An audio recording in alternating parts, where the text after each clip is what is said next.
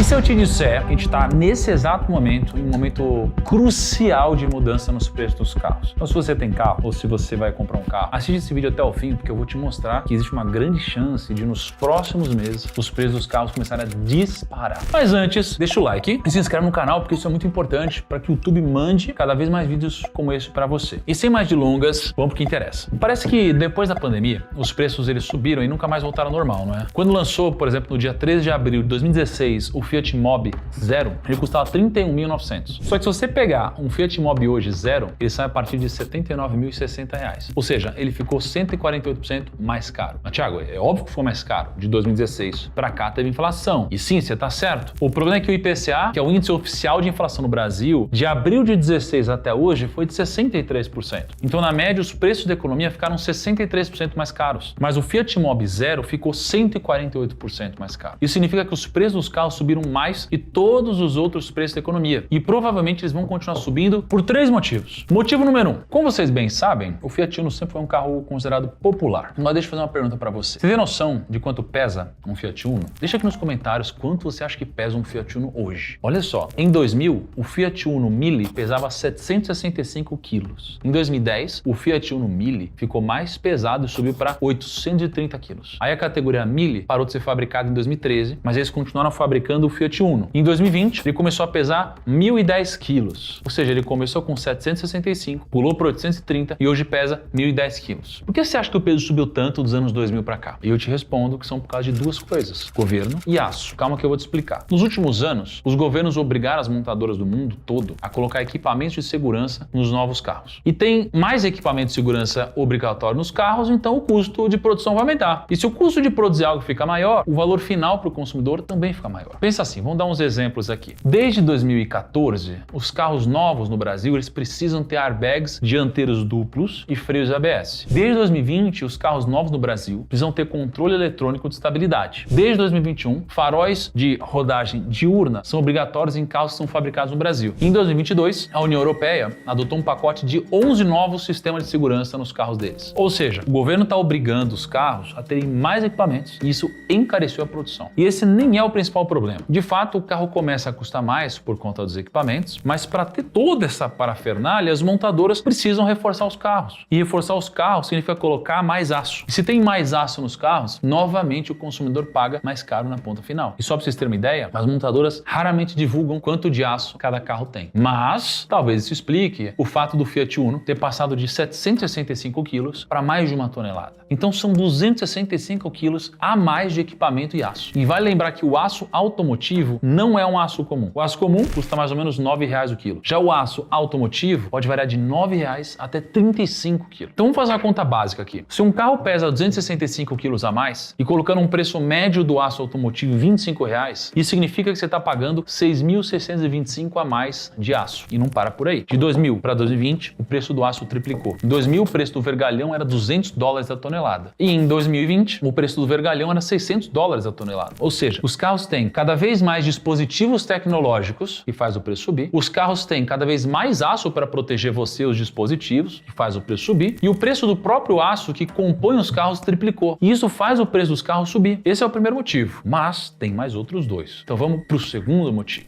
Motivo número 2. O presidente Lula assinou um decreto onde alguns carros vão ter alíquota de IPI zerada até 2026. E para quem não sabe, o IPI é um imposto que o governo cobra quando uma fábrica produz um bem industrializado, como por exemplo um carro. Zerar esse imposto até 2026 significa que alguns modelos vão ficar, pelo menos em teoria, mais baratos de comprar. Mas não é qualquer carro. Eles vão passar por alguns critérios. E só para entender alguns deles, tenha em mente que hoje a alíquota base de IPI de um carro é de 6,3% do valor do carro. O primeiro critério é o tipo de propulsão do carro. Então, se o carro for 100% elétrico, vai ter redução de 2% no IPI. Se for flex, não muda nada. E dependendo do modelo híbrido que você tiver, o IPI pode subir ou cair. Os carros a gasolina e diesel, eles também vão ficar mais caros. E o segundo critério vai ser eficiência energética. Se o carro tiver uma eficiência alta, ele tem desconto no IPI. Se ele não tiver, ele não tem desconto. E o terceiro critério é a potência. Quanto mais potente seu carro, mais imposto ele paga. Qualquer carro abaixo de 115,5 cavalos vai ter desconto no IPI. E o quarto critério é a segurança. Se ele tiver algumas tecnologias como controle eletrônico de estabilidade, frenagem autônoma de emergência e alerta de permanência em faixa, ele tem desconto no IPI. E o último critério é a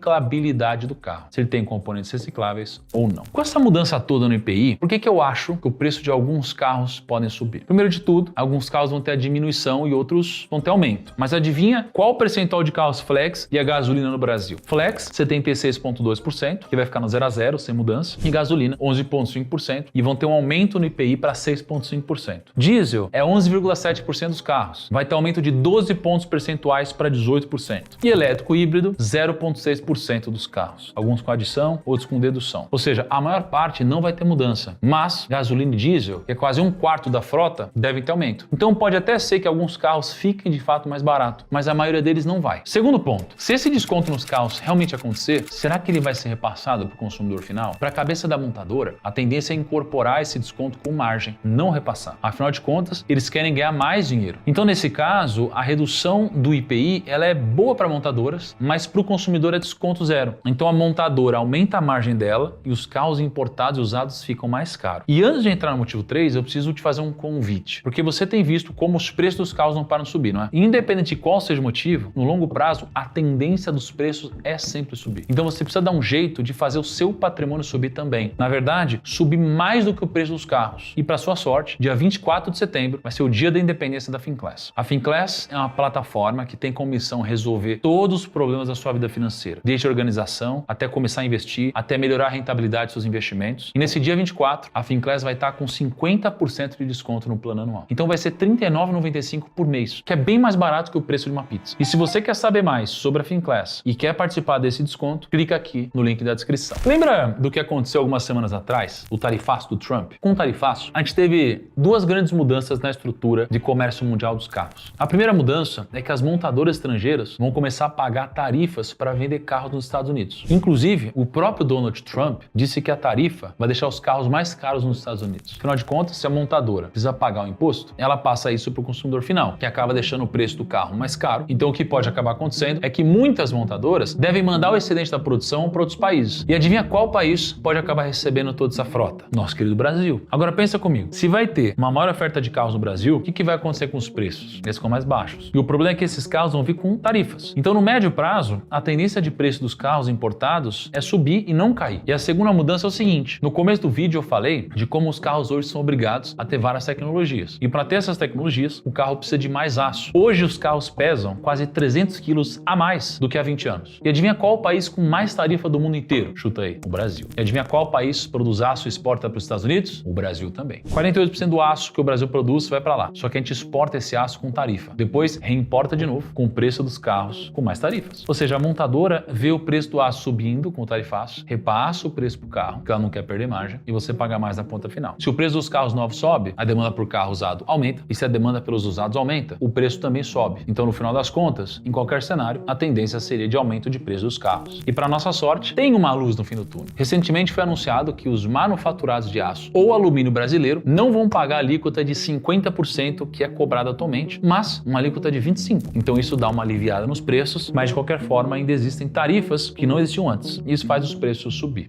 Bom, primos, esse foi o vídeo de hoje. Deixa nos comentários o que você está pensando em fazer com o carro de vocês. Um grande abraço, até a próxima. Tchau.